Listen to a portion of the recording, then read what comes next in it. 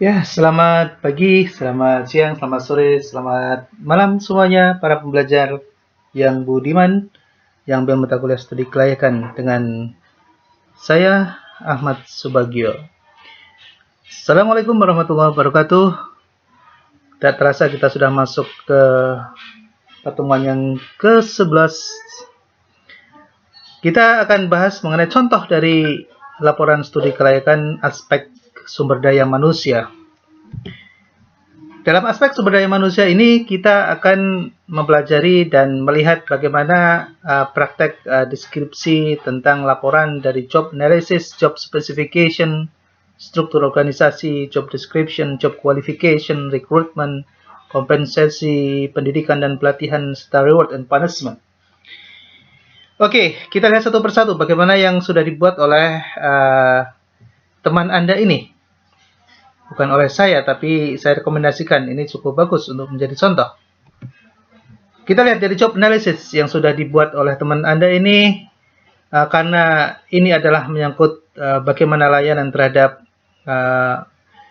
jasa yang nanti akan ditawarkan berupa penginapan, kemudian resto, dan ada satu lagi yang terkait dengan bungalow, ya.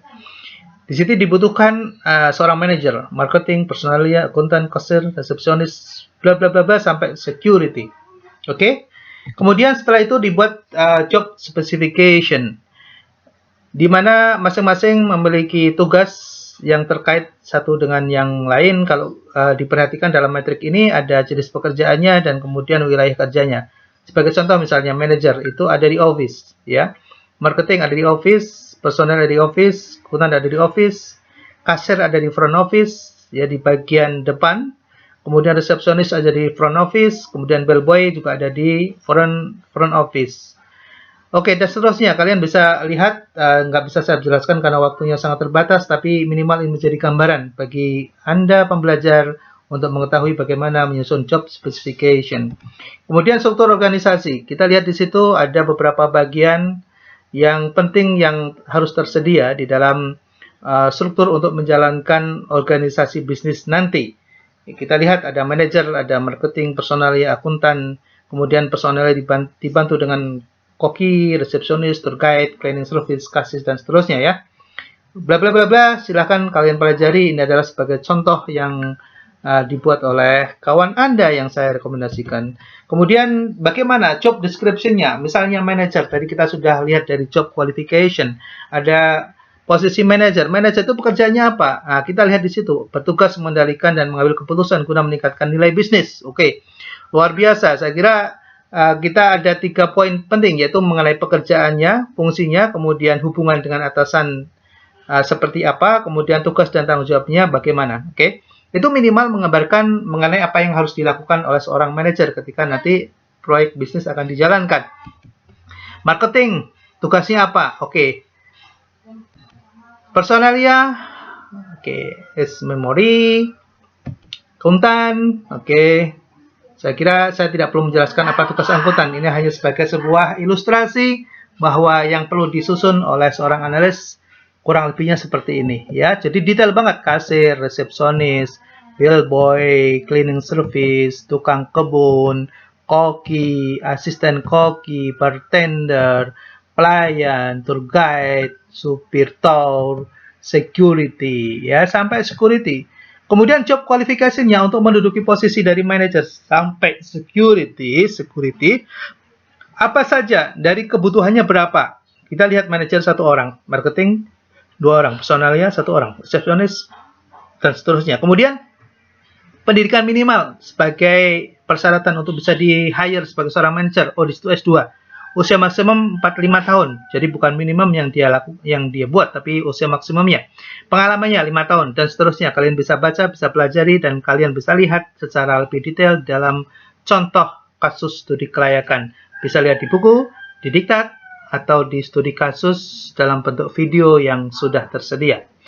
Next, kemudian proses rekrutmennya. Rekrutmennya seperti apa? Ya, kalian bisa lihat dari mulai menyusun informasi pengumuman, ya, kemudian lakukan seleksi administrasi dari proses rekrutmen itu. Kemudian kita panggil untuk lakukan psikotes, wawancara. kemudian diberikan keputusan, diterima atau ditolak. Kemudian setelah itu ada proses registrasi ulang, dan kemudian ada placement atau penempatan dari karyawan itu. Itu adalah proses rekrutmen yang digambarkan dalam proses bisnis yang dibuat dalam studi kelayakan.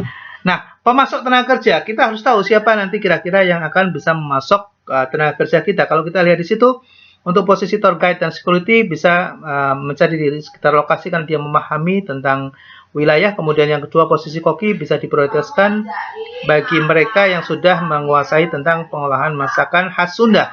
Kemudian untuk posisi lainnya bisa digunakan melalui iklan di media massa. Selain itu, juga untuk kegiatan magang yang kemudian menjadi proses salah satu dari rekrutmen.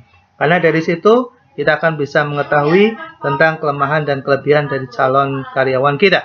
Kemudian kompensasi. Kompensasi juga perlu didesain yang terkait dengan karyawan dan yang magang. Dari mulai menyusun basic salary, tunjangan, kemudian bonus-bonus yang semuanya itu langsung terintegrasi dan punya relasi terhadap proses kinerja dan produktivitas. Nah, selanjutnya kita lihat tentang daftar kompensasi yang direncanakan dari mulai manajer sampai security, dari mulai basic salary, tunjangan, kemudian kita akan di situ melihat berapa nilai total kebutuhan dana yang akan kita alokasikan untuk budget anggaran gaji. Ya, jadi ini sangat penting sekali yang harus dipahami oleh para penyusun analis dalam studi kelayakan. Kemudian kegiatan diklat. Diklat ini akan dilakukan dengan berbagai metode. Ada dengan menggunakan on-the-job training, ada off-the-job training, ada pendidikan. Itu semua tentunya akan berkait dengan biaya juga. Nanti di dalam anggaran rencana kerja, dalam studi kelayakan nanti akan terlihat berapa biaya yang dibutuhkan untuk kegiatan diklat ini. Nah, reward and punishment juga perlu diberikan desain untuk tata aturan agar bisa memberikan motivasi kepada para pekerja, tentunya juga untuk bisa menghalangi, mengeliminasi terjadinya fraud dan adanya